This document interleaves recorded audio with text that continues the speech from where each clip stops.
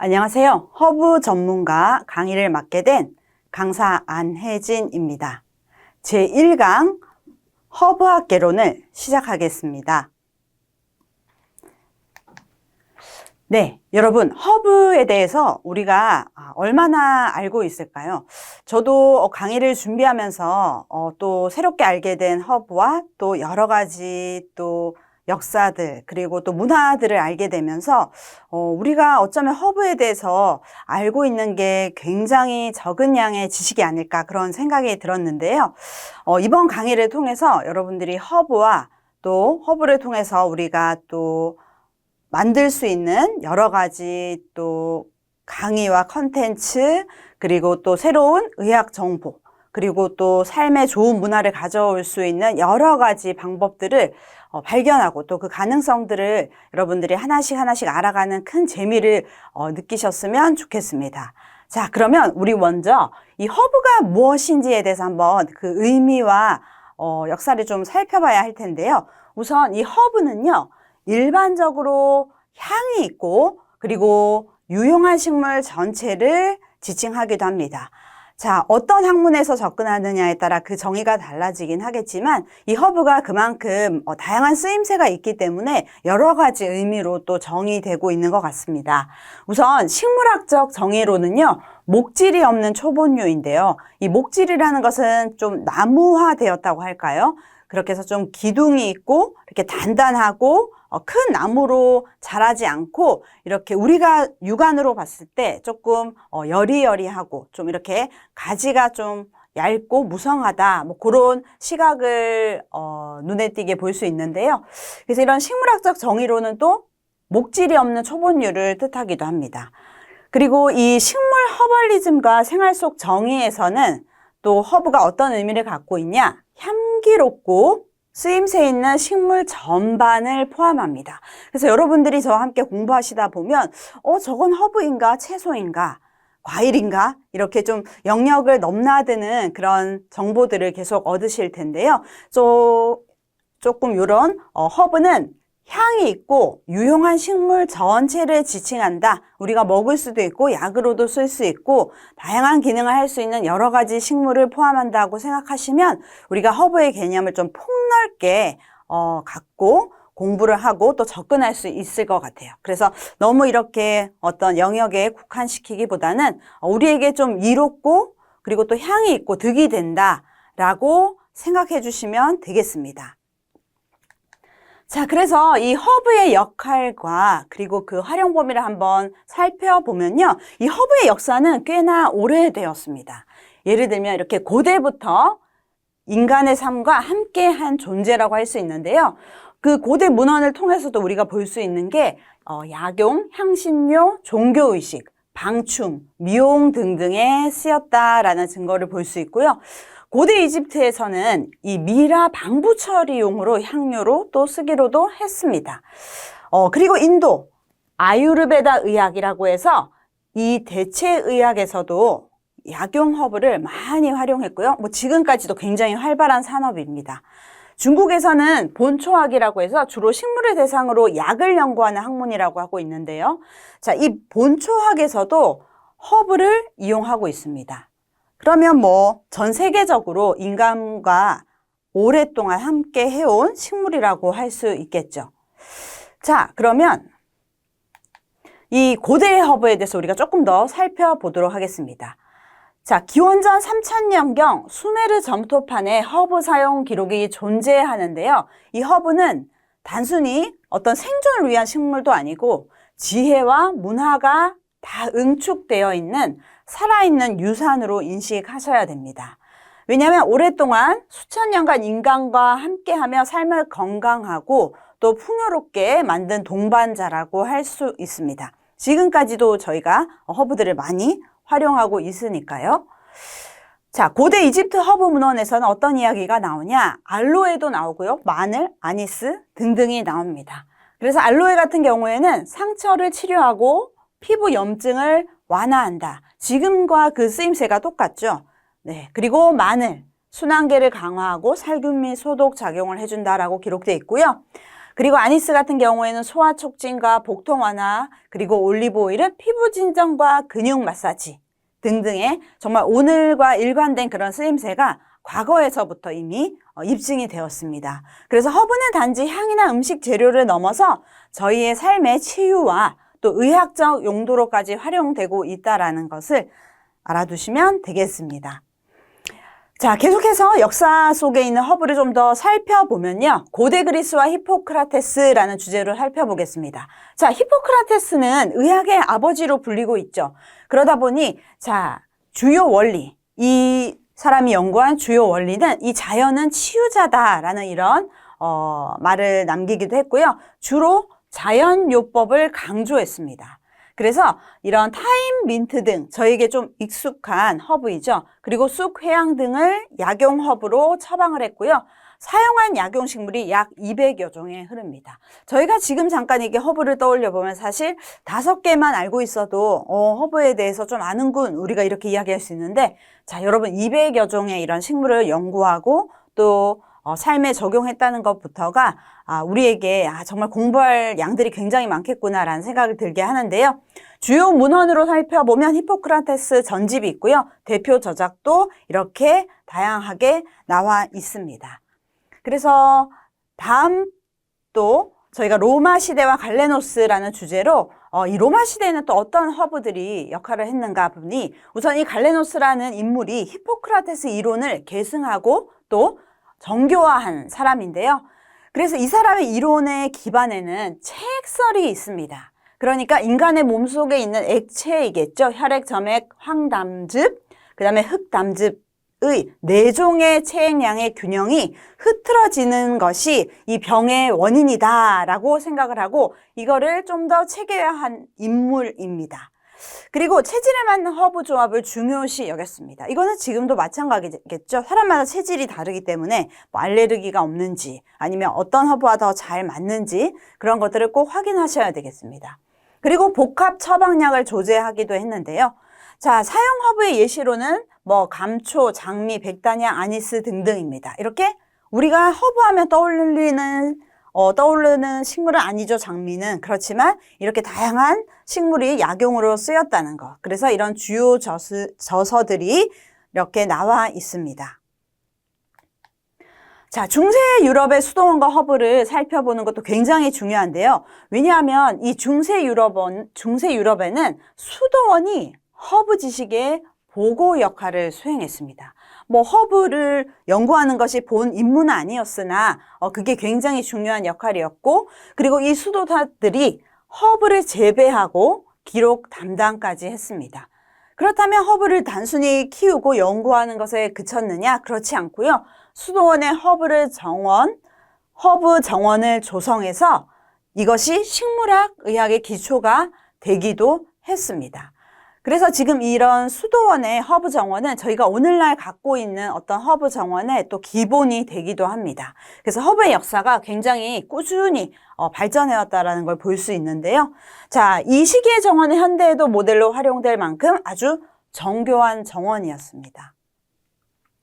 자, 대한민국도 빠질 수 없겠죠. 한국에서는 약초라는 개념이 허브와 좀 유사하게 발달을 했습니다.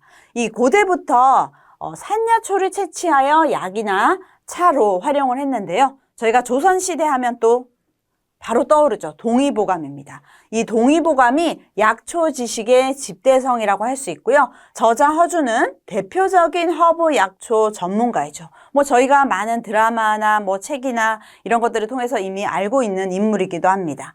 그래서 인체와 자연, 약초의 조화를 강조한 고전의학의 정수를 확립했고요. 오늘날 뭐 이렇게나 다양한 또 약용 식물들이 있고요. 토종 허브가 건강식품, 미용재료로 활발히 이용되고 있습니다. 그래서 최근에는 허브 농장과 치유 농업이 결합되면서 지역 기반 산업으로 확대 중에 있습니다.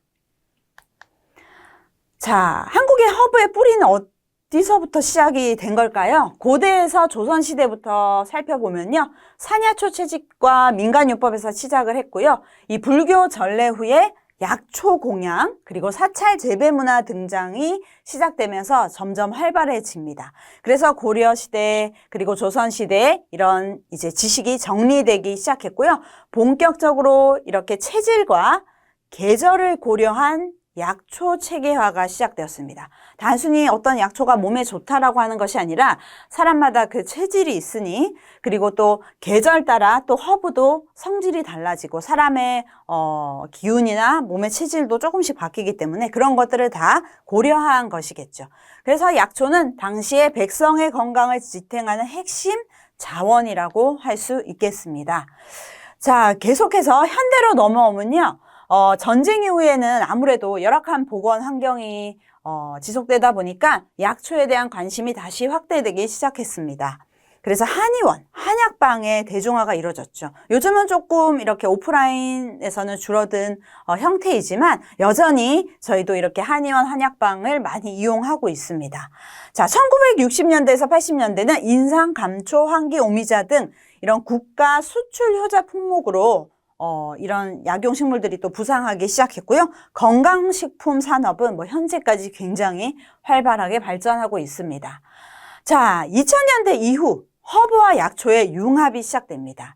자, 서양 허브, 우리가 흔히 알고 있는 라벤더, 로즈마리, 뭐 레몬밤, 뭐 캐모마일 등등이 있죠. 이런 서양 허브와 그리고 우리나라 전통 약초, 약용식물이라고도 할 수 있겠죠. 이런 약초들을 결합해서 이제 계속해서 뭔가 새로운 건강식품이나 뭐 약물이나 차를 만들기 시작하는 거죠. 그리고 허브 제품을 체험하는 컨텐츠들이 많이 늘어나고 있습니다. 도시농업, 베란다 허브 텃밭, 한방 화장품 등 또 허브차, 치유농업 프로그램 등으로 이 허브의 영역이 점점 확대가 되고 있어요. 그래서 약초 기반 체험 교육이라던가 힐링 관광이라던가 치유 농업이라던가 향기 치료 등 다양한 컨텐츠가 저희에게 이제 어떤 문화 컨텐츠로 자리 잡기 시작했고요. 여러분이 혹시 아실지도 모르겠지만 서울 한방진흥센터라고 해서 저희가 이런 한방에 대해서 연구하고 또 재미있는 문화를 만들고 그리고 가면 뭐 작은 돈으로 여러분들 여러 가지 한방 체험도 하실 수 있어요. 그래서 이런 곳에서 또 허브로 어떤 우리가 다양한 전문성과 또 컨텐츠를 더 개발할 수 있을지 한번 배워보시면 좋고요. 다양한 유튜브 채널이 있기 때문에 거기서 뭐 약용식물이라던가 허브 음료 만들기라던가 재미있는 컨텐츠들이 많이 있습니다. 또한 농업기술센터 등 이렇게 또 국가에서 이런 뭐 꼭 허브 산업 뿐만 아니라 여러 가지 이런 식물 관련해서 농업 관련해서 여러 가지 뭐 재미있는 프로그램 그리고 또 배울 수 있는 또 수업들도 간혹 열리고 있기 때문에 요 두 홈페이지 자주 확인해 주시면 여러분들이 또 재미있게 허브와 약용식물 공부할 수 있으실 것 같습니다. 자, 다른 나라로 좀 넘어가 볼 텐데요. 중국입니다. 자, 중국은 이 전통 중의학과 약초 이론에 대해서 저희가 좀 살펴볼 건데요. 이 전통 중의학은 수천 종의 허브를 조합해서 사용하고 있습니다. 자, 음식이나 약, 건강관리가 통합된 시스템 속에서 허브는 기본 자원으로 기능을 하고 있습니다. 뭐 그거는 중국뿐만 아니라 저희가 뭐 이런 영양제나 어떤 약물이나 어떤 저희가 먹을 수 있는 그런 식품들을 봤을 때 허브에서 나온 추출물이라든가 허브 원료를 사용한 것들은 굉장히 많이 나와 있어요. 그래서 여러분들이 앞으로 건강식품이나 기능식품들을 이렇게 살펴보실 때 그 성분에 허브가 들어있는가, 어느 정도 들어가 있고 역할을 하는지 그런 것들을 보시는 것도 또 공부하는 데 있어서 재미있는 포인트가 되실 거예요. 자, 황제내경과 본초 강목이 허브 이론의 기반을 형성하는 내용이 들어있고요. 대표 인물로는 이시진이 있습니다. 본초 강목을 통해서 수백 종의 약초 분류와 기록을 남겼습니다. 우리나라 같은 경우에는 이렇게 다양한 허브를 키울 수 있는 이런 기후들이 조금 부족한 부분도 있다 보니까 저희가 이제 다른 나라에서 키우거나 이렇게 또 관리하고 있는 허브들에 대해서 알아가는 게 저희에게 또 굉장한 숙제인 것 같습니다. 계속해서 살펴보면요. 당송원 시대의 약초학 발전입니다. 자, 당송원 시대는 이 당본초, 계보본초 등이 편찬이 되었고요. 그리고 약초수가 증가하면서 이 효능이라던가 색, 기미, 독성, 용법 등이 아주 세밀하게 분류되어 있습니다. 그래서 중국 전역 및 동아시아와의 교류를 통해서 약초 교역이 활발해졌습니다. 그리고 이 시기부터 차와 약초가 겸용이 되면서 사용되기 시작합니다. 그래서 이제 저희가 예를 들어서 약을 복용할 때도 그 안에 허브의 성분이 들어갈 수 있다. 이런 말씀을 드릴 수 있고요. 이번에는 인도입니다. 자, 인도 하면은 또 아유르베다인데요. 이 개요를 좀 살펴본다면 이 아유르베다는 인도의 전통의학 체계입니다. 약 5,000년 정도의 역사를 가지고 있는 자연의학이에요. 자, 삶의 지혜를 뜻하며 허브를 통해 인체의 균형과 조화를 추구한다. 그리고 정화와 회복, 예방의 저온 과정을 체질에 맞는 허브로 조합하여 구성을 하고 있습니다. 허브 공부를 하시다 보면은 단순히 어떤 약초가 아니면 어떤 식물이 이런 효과가 있다라고 해서 무조건 그것을 좋다라고 하는 게 아니라 결국은 이런 기본적인 이 허브를 식용할 이 사람의 체질이라던가 이 몸의 균형 이런 것들을 꼭 먼저 살펴보고 그리고 주변 환경도 조금 개선해가고 이런 통합적인 접근을 하는 것이 이 허브에 대한 접근성으로 통일되어 있다라고 보면 되겠습니다. 그래서 이런 정 과정을 체질에 맞는 허브로 조합하여 구성을 하고 있고요. 현대 인도 가정에서도 이 툴시라고도 하는데요. 성스러운 바질입니다. 네, 이름이 조금 재미있죠? 그리고 이런 다양한 또 허브들을 통해서 직접 재배해서 차로도 마시지만 영보로 이용을 한다던가 그런 다양한 쓰임이 있습니다. 대표 인물로는 수시루타라고 있는데요. 이 고대 아유르베다의 외과의 시조라고 할 수 있겠습니다. 그래서 이 허브가 나라별로 역사도 다양하고 문화도 다양하고 키울 수 있는 작물도 다양하다 보니까 그 범위들이 굉장히 폭넓습니다. 그래서 여러분 다양하게 공부해 두시면 좋을 것 같습니다. 이 고대 인도 의학의 형성을 살펴보면요. 이 아유르베다는 세계에서 가장 오래된 자연의학입니다. 그리고 고대 의사 수시루타와 차카라는 각각 외과와 내과의 기반을 정립을 했는데요. 이 수시루타 사하리타와 차카라 사하리타는 아유르베다의 경전이라고 할 수 있습니다. 그래서 수백 종의 허브 처방과 체질 이론이 수록되어 있는 거고요. 이 아유르베다는 단순한 약물요법이 아닙니다. 그럼 뭐냐? 식이생활, 정신, 수련까지 포괄하는 건강 철학이어서요. 저희가 인도 요가도 유명하듯이 이 인도의 이 아유르베다는 어떤 좀 전통합적인 이런 접근을 중요시한다라고 저희가 이해하면 되겠습니다. 이 아유르베다는 허브 분류 체계가 있는데요. 기원 후 1세기경에는 이 허브 분류 체계가 정립이 되었습니다. 그 기준이 또 재미있습니다. 맛, 에너지 작용, 그리고 후작용, 그리고 효과 요 4가지인데요. 이 약초는 체질에 따라 달리 처방되기 때문에 개인 맞춤형 치료가 실현이 되어야 한다라는 게 인도 아유르베다의 또 중요한 부분입니다. 자, 산업화 세계화가 어떻게 진행되었느냐? 자, 강황, 님, 아말라 등을 중심으로 한 기능성 식품이 이제 출시되기 시작하고 스킨케어나 스트레스 관리 제품 산업으로까지 발전을 시작했습니다. 자, 아유르베다는 단순 의학이 아니고요. 앞에서 말씀드렸듯이 식생활, 운동, 정신 수련까지 포괄하는 건강 철학이라고 할 수 있습니다. 그래서 세계적 웰빙 트렌드와 결합하여서 글로벌 시장에서 높은 관심을 받고 있고요. 자연의학이나 대체의학, 지속가능한 건강 모델로서 주목받는 인도의 허브의학이라고 할 수 있겠습니다. 네, 다음은 프랑스인데요. 뭔가 프랑스 하면은 아무래도 허브와 잘 어울리는 그런 나라가 아닐까 그런 생각이 드실 것 같습니다. 자, 프랑스는 우선 중세부터 살펴보면 수도원을 중심으로 약초 재배와 활용 문화가 잘 정착이 되었고요. 이 수도사들이 포도박 약초 정원을 함께 조성을 했습니다. 자, 라벤더, 로즈마리, 세이지 등 이 남프랑스, 기후가 아주 온난한 곳이죠. 자, 남프랑스 지방의 향신식물을 활용하게 되었고요. 르네상스에서 18세기 이 사이에는 식물학과 의학의 융합이 되었습니다. 그리고 파리 약학교 왕립식물원이 중심이 되어서 허브 성분 추출 및 정유 기술의 발전까지 점점 이제 허브를 기술로 접근해서 발전하기 시작했습니다. 이 허브는요, 향, 약, 그리고 화장, 청결의 상징으로 확장이 되었습니다. 뭐 프랑스 하면 또 이런 향수 또 유명하죠. 그래서 이 허브가 이 프랑스의 어떤 발전한 산업의 어떤 그 중심부에서 좋은 역할을 했다고 볼 수 있는데요. 1930년대에는 르네 모리스 가토포세가 아로마 테라피라는 개념을 제안했습니다. 아로마 테라피라는 개념은 저희가 한 번 이상은 꼭 들어보셨을 텐데요. 자, 화상 치료에 라벤더 오일을 사용해보고 효과를 보기도 했고요.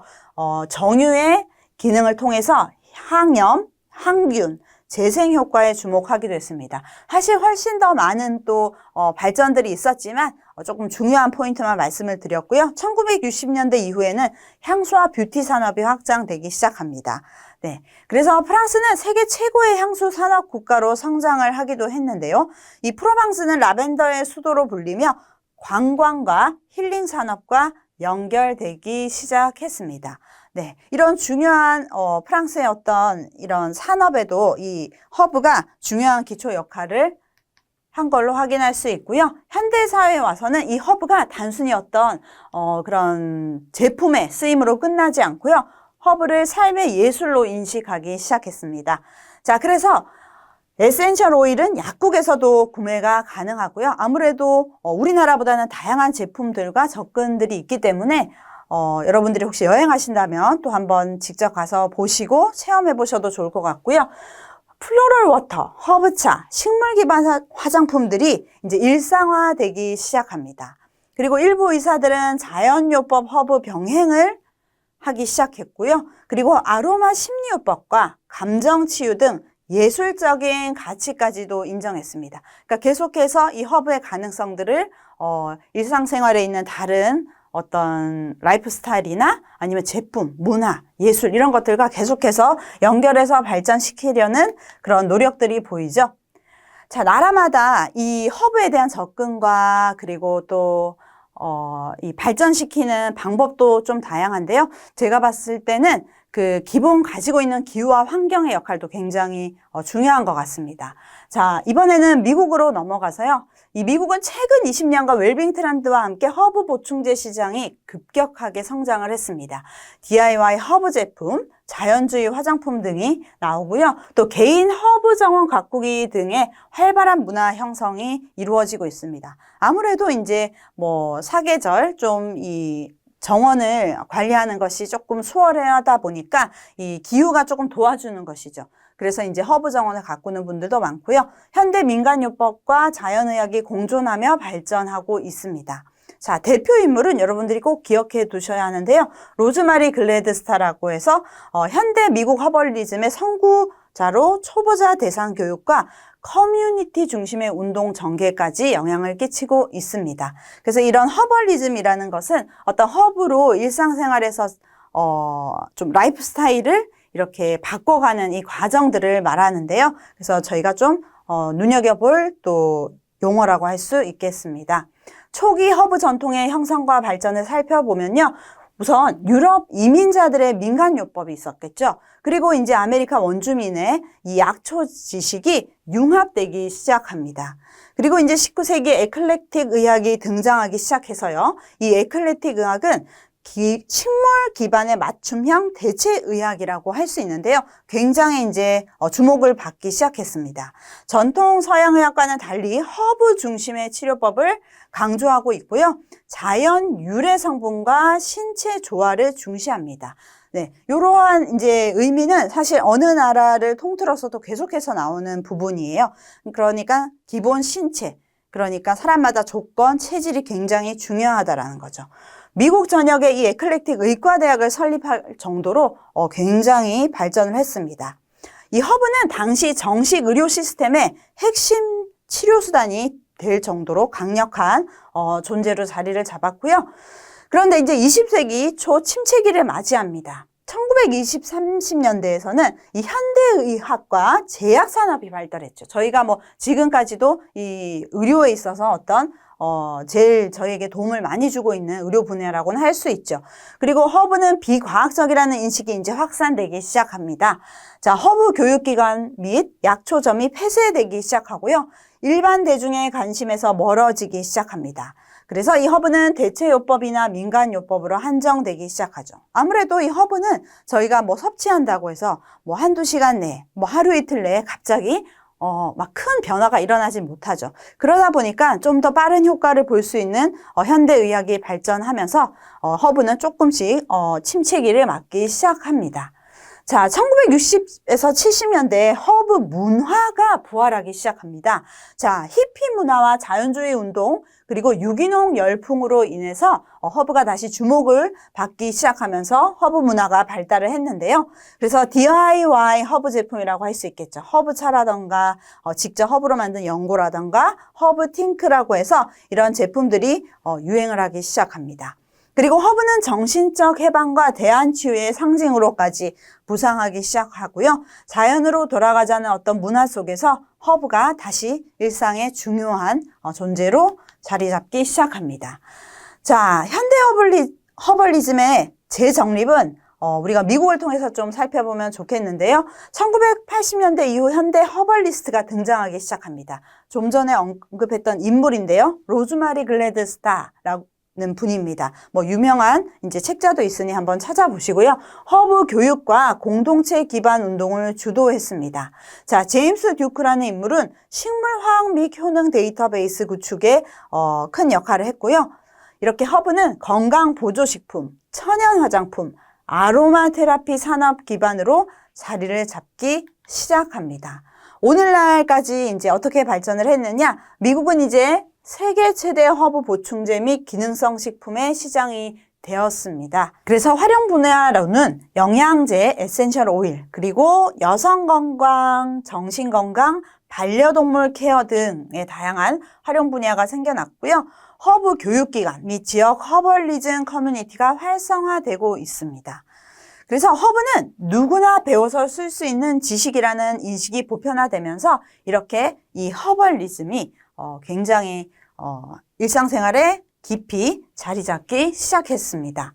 자, 이번에는 독일로 넘어가 보겠습니다. 독일은 현대 허브의학의 중심지죠. 식물 기반 의약품이 정식으로 처방되기도 했고요. 커미션 2라는 공적 허브 모노그래프가 약의 기준이 되었습니다.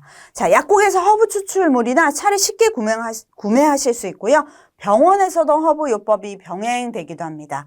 그래서 대표 인물로는 루돌프 프리처 박사가 있고요. 유럽 허브의학의 과학화를 주도한 식물학자이자 의사이기도 합니다.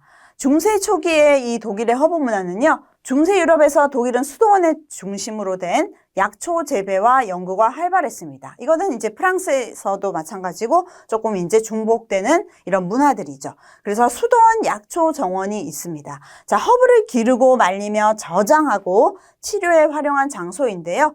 자, 베네딕토 수도회를 비롯한 수도원들이 허브 치료법을 라틴어 문헌과 구술로 전승을 했습니다. 자, 르네상스 시대와 초기 식물학을 살펴보면요. 독일은 유럽에서 과학 기반 식물학과 본초학을 선도했습니다. 히에로니무스 보크는 이런 신본초서라는 것을 저술을 했고요. 야생허브의 의학적, 분류학적 체계화를 시작했습니다. 자, 오토 브룬펠스, 레온하르트 푹스. 자, 이분들은 독일어 식물 도감을 편찬했는데요. 이 폭스가 그린 허브 그림은 현대 식물 도감의 시초로 평가되고 있습니다. 자, 이 시기의 허브는요, 여러분, 의사와 약사 교육의 필수 기초가 되기도 했습니다. 현대 과학으로 와서는요, 1978년 독일 보건당국에서 커미션 2를 설립하며 이 허브의 효능, 안정성, 부작용을 과학적으로 이제 평가하기 시작합니다. 300여 종의 허브에 대해서 모노그래프를 발행했고요. 이 자료는 의사, 약사의 공식 처방 기준이 되기도 했습니다. 자, 그래서 루돌프 프리처 박사는 이런 식물 치료화학이라는 것을 저술했고요.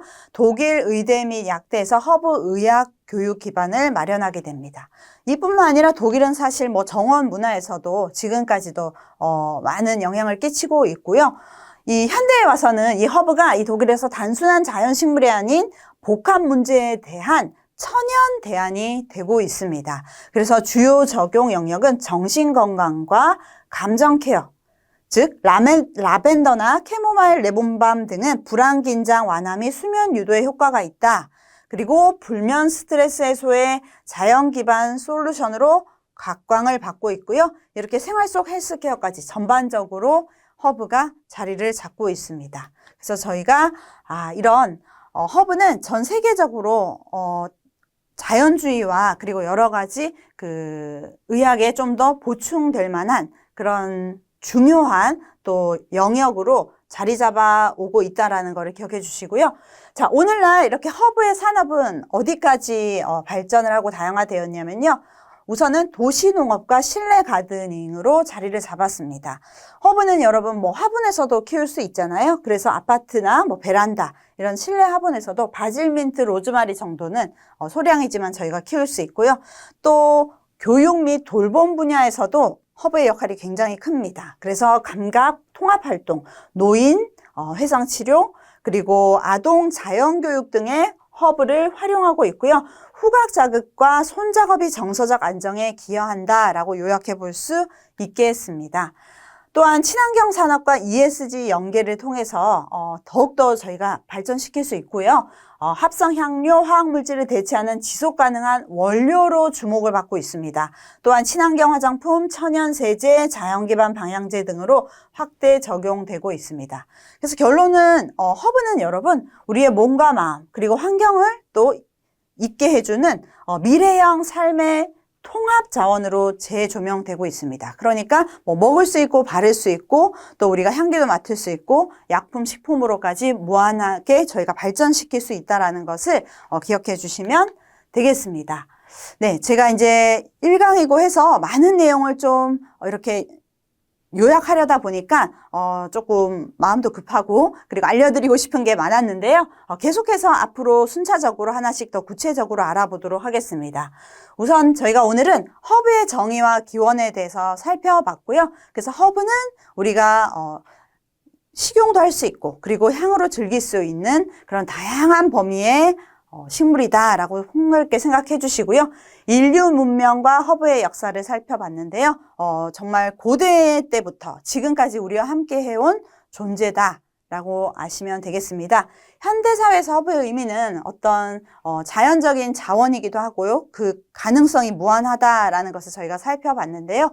앞으로 또 다양한 강의를 통해서 여러분과 하나씩 차근차근 공부해 보도록 하겠습니다. 네, 이번 시간의 내용은 여기까지입니다. 다음 강의에서 뵙겠습니다. 감사합니다.